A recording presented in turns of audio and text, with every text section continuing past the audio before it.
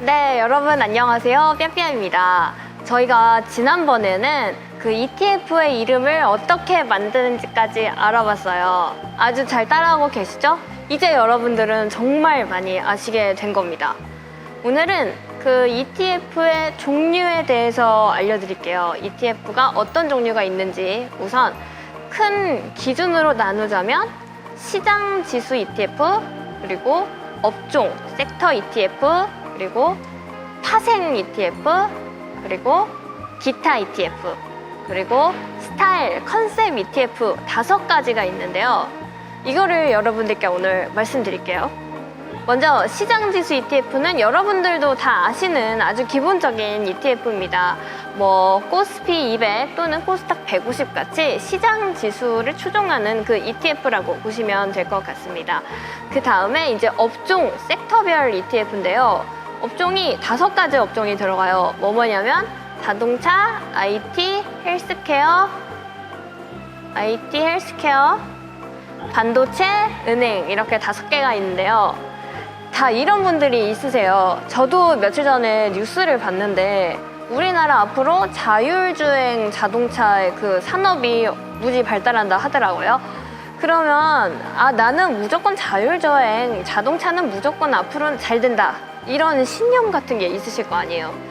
우리나라가 지금 선진국 미국에 비해서 10년 정도 뒤쳐져 있어서 앞으로 발전할 것이 무궁무진하다 합니다. 그래서 나는 무조건 자동차는 밀고 싶어, 또는 아니면 나는 아니야, 지금은 헬스지, 헬스케어야, 무조건 건강이 중요해서 헬스케어에 대해서 나는 산업적으로 굉장한 난 믿음을 가지고 있어 라고 해서 거기에 투자하고 싶으신 분들이 있으실 거예요. 근데 이제 저희가 ETF를 하는 이유는 좀 안정성 때문에, 한 종목에 대해서 내가 굉장한 박사가 되면 그 종목을 하는 게 맞겠지만 좀 그 종목에 대한 분산을 해서 저희가 리스크를 줄이자는 거잖아요. 그래서 헬스케어를 만약에 내가 ETF를 사면 관련된 산업의 종목들이 막 쭉 나온 거예요. 그래서 제가 지난번에 말씀드린 ETF 구성 종목에 들어가면 헬스케어 안에 이제 관련된 그 헬스케어 관련된 기업들이 쭉 나오겠죠. 그래서 내가 한 주를 샀지만 어떤 것들을 샀는지 알 수가 있어요. 그래서 이런 것들이 산업 그 섹터 ETF라고 보시면 됩니다.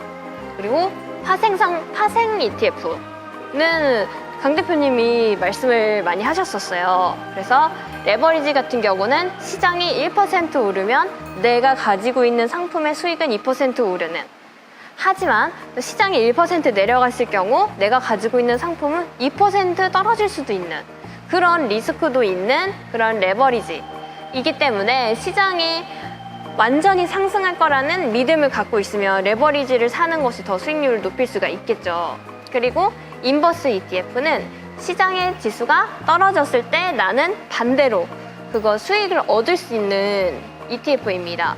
그래서 예를 들어서 시장이 갑자기 하락해요. 근데 저희는 그거의 시황을 미리 알게 된 거예요. 그래서 인버스 ETF를 막 산 거예요. 그런데 막 사람들은 진짜 막 힘들어 할 때 저희가 인버스 ETF를 통해서 수익을 얻으면 친구들이 많이 여러분들을 샘내고 질투하실 것 같습니다.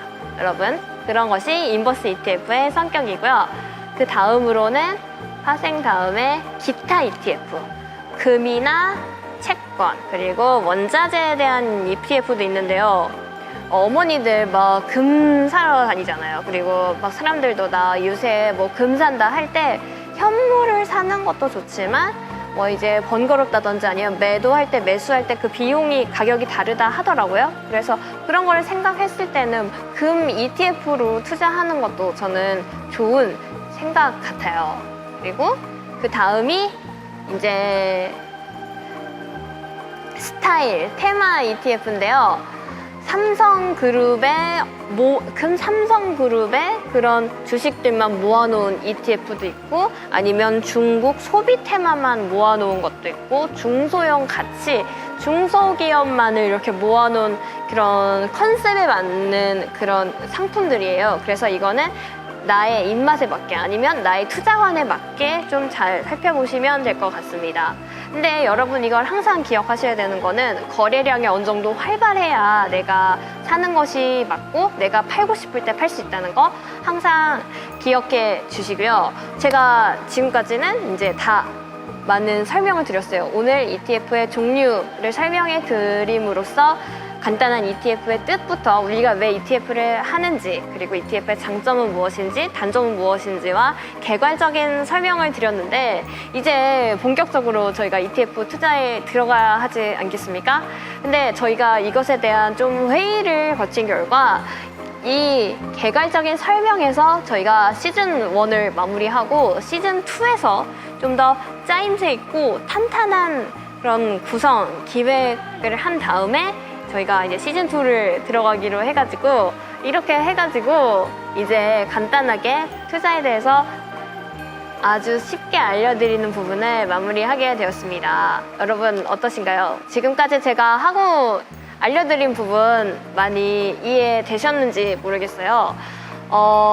근데 요즘에 시황 때문에 많이 어려워하시는 분들이 진짜 많은데 항상 그거는 생각하셨으면 좋겠어요. 내가 투자를 하고 있는 거는 돈을 벌어서 결국 그 돈으로 내가 윤택하고 행복하게 살기 위함이라는 거를 항상 기억하시면서 투자하셨으면 좋겠고, 돈과 내가 삶이 완전히 이게 뒤바뀌면 너무 이게 내가 무엇을 위해 돈을 벌고 있는지 잊어버리면 좀 안 된다고 생각하거든요.